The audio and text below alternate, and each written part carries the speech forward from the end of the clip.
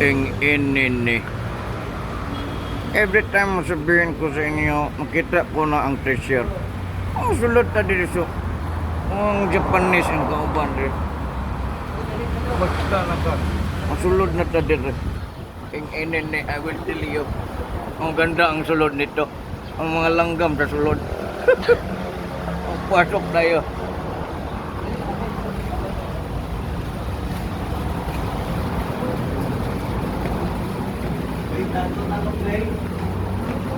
Ini. Pagman ako ron. Ito, masabi ko, ang langgam gawas diri ha. Basta nakaday. Burot mong naong day.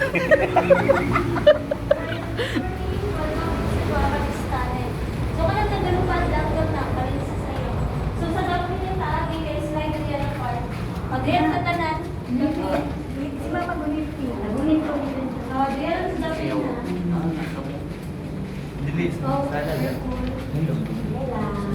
Bawal siya muna ang class ng mga birds. Ops. Birds na siya, birds. So kaling tunnel, nag-build niya siya 1942. So Second World War. Original build niya siya. Panahon pa sa Japanese era. Pero na-discover ni by accident during po sa pag-construct sa highway sa gawas. So 1960 na-discovered. Almost 20 years na na-abandon. Pero Pilipino ang nagbuhat ani before para sa Japanese. So prisoners of war sila ng Japanese. After the war, dili nagakampo ang mga Japanese. So dili sila nagatago against the American. So kaning structure original ni gitiltin ni sa mga Pilipino para sa Japanese. So wala siya gibago sa management, na pa siya bakas na piko pala bara. Ang walong ceiling original ni na siya adobe ra. Biskan may mga dito great damage. Ano exim sa pathway i-develop na. Sa una lapok ni mo nang isemento sa management. So kanang suga gi-improvise ang statue gibutang na. So private property dinili siya government owned. So kaning mo nila ang chamber before, quarters sa Japanese, diri na part mo nila ang prayers room. So di na siya original ng gold, replica na lang na siya. Pasok sa Pikas, mo niya ang conference room sa Japanese. So mo na ang meeting room before. Katong nay gamay na portahan, na panay another tunnel. So secret passage before. Sa karon di na siya accessible kay residential area. Mo nang gi-close sa management. Mo niya ang actual height sa Japanese before. Kailangan life size. Yes, sir. Ang original na Japanese before, 4'11 ang standard height. Sa karon talbas na karon kay mix na ang jeans. Japanese na mo ka for hindi man ni. Hindi. Mo din yung Japanese kamay. Basta nang kadong. Namay kanon din anay kagamay ang Japanese. Ang sabi ko, ang galing talaga ito. Dingong. So kani balon, mo ni ang water supply sa Japanese before. So na pa siya tubig, i-active pa ang balon. 5 feet ang kalalaw. So every 2 hours kaning balon mapuno siya mo na ginapamot ang tubig paggawas. Para siya stagnant. Kung di po siya manimaho. So for garden na naman siya, hindi siya potable. Pwede mo ang picture pagbalik ito para sa tamang Pilipino. So kaning kulungan, Bartolina sa Pilipino. O imagine mo lang ginatawag ang Bartolina kay unong katao ang may ganda before. Original size, yes sir. Mga payat naman ng Pilipino before mo nang maigo. Kaning size original pero ang bakal improvise na kawayan na sa una. So kaning siya, kaning sa log, semento na karon before, lapok yun na siya. So the all ina ni siya, dili siya naga-CRA ilang mga pangis. Nakatanong ko lang yung Pilipino. Pwede mo try na. O, pwede mo sulod. Unong katao. Unong katao.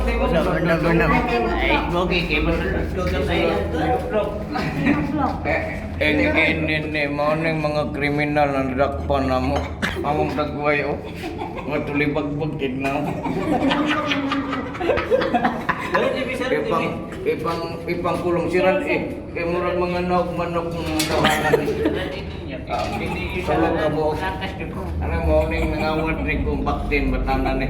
Ang kanang nato nga, o nang ibubunalag dos portos, nagpasigpin-sigpin. Ang ikatulo, maning bilang sa mami return.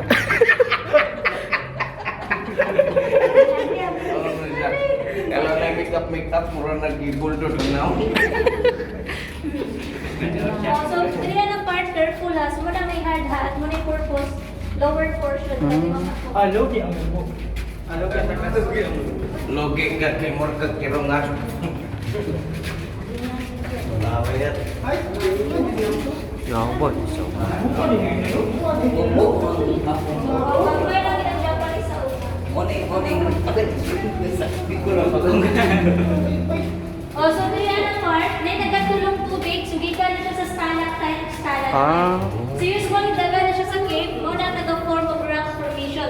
Bawal ulitan ang mga puti ha, kaya siya chemical reaction. Instead na white, may mo na siya brown na contaminated. So tungod na sa acid na itong lawas. So usually, daga na siya sa cave, parehas sa ano. So nahihiro na brown, kaya gibulitan na. So yung nga na siya basta bulitan, na-contaminate na. So kung ma-preserve siya, kaniyo, 100 meters po taas na siya. Muna na ang mga rock formation. So wala siya stalagmite, isimento na ang floor. Stalagmite na lang.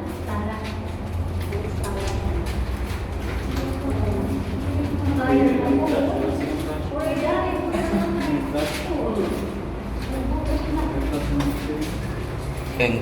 yung muna niyang last? Tinoo ko. National Goods. Tinoo ko buhay si Marcos. Nakita na ko para si Marcos sulod.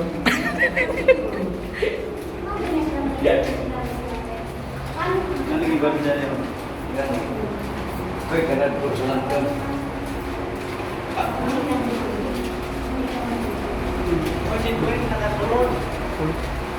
So kanin siya armory, butangan nag-armas, ammunition.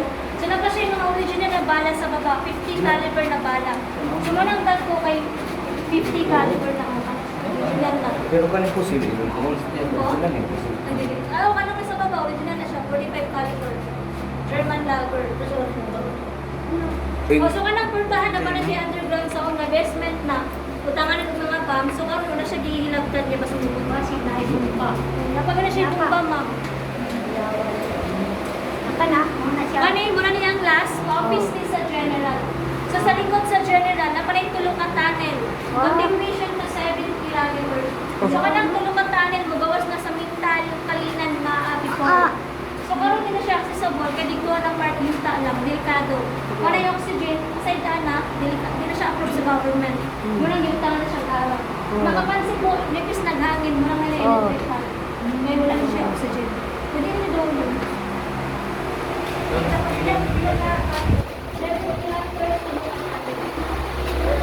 Ini. So manang mga back points, di mo nag-living cell. Ostang na ko doon. Sabi ko sa iyo, huwag kang magkadik-kadik. I hate drugs. Ipakulong ko siya. Ang galit ako sa dunia. Mangawat ng sinsilyo.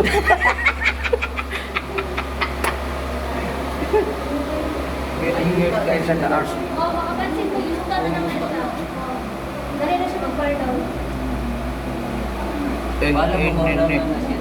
Kuya kung Japanese tunnel ang gasod lang. Ano sa tawa lang siya? Nang kaging na siya. Wala na siya gikaon. I tell you, i-stop mo na yan. Kung ayaw mo maganito, ipakulong kita sa batulin ng Japanese tunnel. Galit ako. Tingnan mo mukha niya. Muluspad na.